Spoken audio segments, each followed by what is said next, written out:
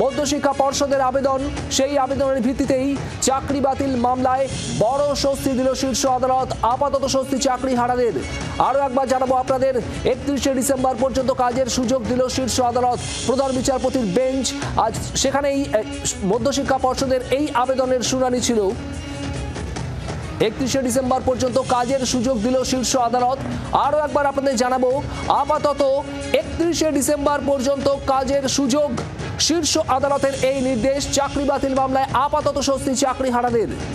কারা এই সুযোগ পাবেন? 31শে ডিসেম্বর পর্যন্ত কাদের চাকরি থাকছে? নির্দিষ্ট করে শনাক্ত না হওয়া শিক্ষকদের এই সুযোগ। নির্দিষ্ট করে শনাক্ত না হওয়া শিক্ষকদের এই সুযোগ। শুধুমাত্র এই শিক্ষকরাই এই সুযোগ পাচ্ছেন। 31শে ডিসেম্বর পর্যন্ত চাকরি থাকছে সুপ্রিম কোর্টের। যারা যোগ্য তাদের আপাতত কাজে বহাল রাখা হোক, এমনটাই আবেদন ছিল মধ্যশিক্ষা পর্ষদের। আর তার ভিত্তিতেই শীর্ষ আদালতের আজ এই নির্দেশ। 31শে ডিসেম্বর পর্যন্ত কাজের সুযোগ দিল সুপ্রিম কোর্ট। 31শে মের মধ্যে এ বিষয়ে বিজ্ঞপ্তি জারি করতে হবে এবং 31শে ডিসেম্বরের মধ্যে নিয়োগ প্রক্রিয়া শেষ করতে হবে, এমনটাও আজ বলেছে শীর্ষ আদালত। অর্থাৎ 31শে ডিসেম্বরের মধ্যে নিয়োগ প্রক্রিয়া সম্পন্ন হবে এবং ততদিন পর্যন্ত কাজের সুযোগ পাবেন চাকরি হারার যোগ্য শিক্ষকরা, এমনটাই নির্দেশ সুপ্রিম কোর্টের। 31শে ডিসেম্বরের মধ্যে নিয়োগ প্রক্রিয়া সম্পন্ন করতে হবে।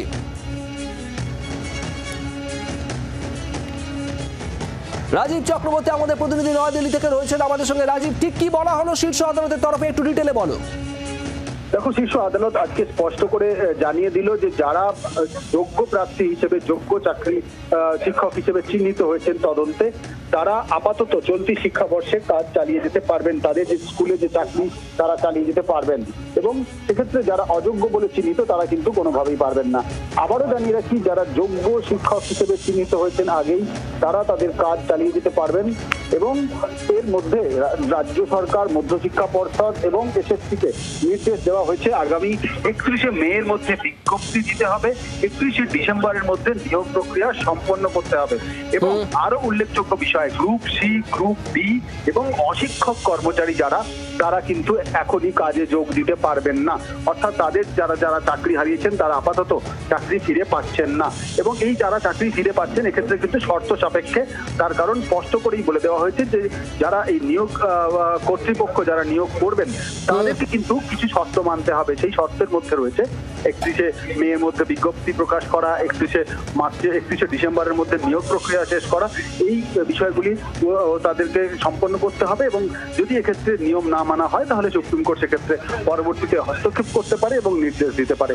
একেবারেই স্পষ্ট করে যেটা বিষয় কিছুটা স্বস্তি, আরো স্পষ্ট করে বলতে গেলে নবম, দশম এবং একাদশ, দ্বাদশ শ্রেণীর যে সমস্ত শিক্ষক শিক্ষিকারা ছিলেন তারা কাজে যোগ দিতে পারবেন। আবারও জানিয়ে রাখছি, নবম, দশম এবং একাদশ, দ্বাদশ শ্রেণীর শিক্ষকরা যারা যোগ্য শিক্ষক হিসেবে চিহ্নিত হয়েছেন আগেই, তারা কাজে যোগ দিতে পারবেন এবং এক্ষেত্রে কোনো শ্রেণীরই, কোনো ক্লাসেরই গ্রুপ সি, গ্রুপ ডি এবং অশিক্ষক কর্মচারীরা কাজে যোগ দিতে পারবেন না।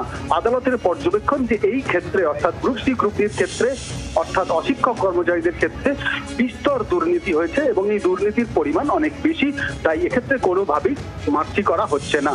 প্রধান বিচারপতির কাছে আজকে আবেদন ছিল এবং যে আবেদন, যেটা রাজ্যের আবেদন ছিল, সেই আবেদন গৃহীত হয়েছে বলা যেতে পারে এবং সেই আবেদনের প্রেক্ষিতেই কিন্তু এই নির্দেশিকা এসেছে।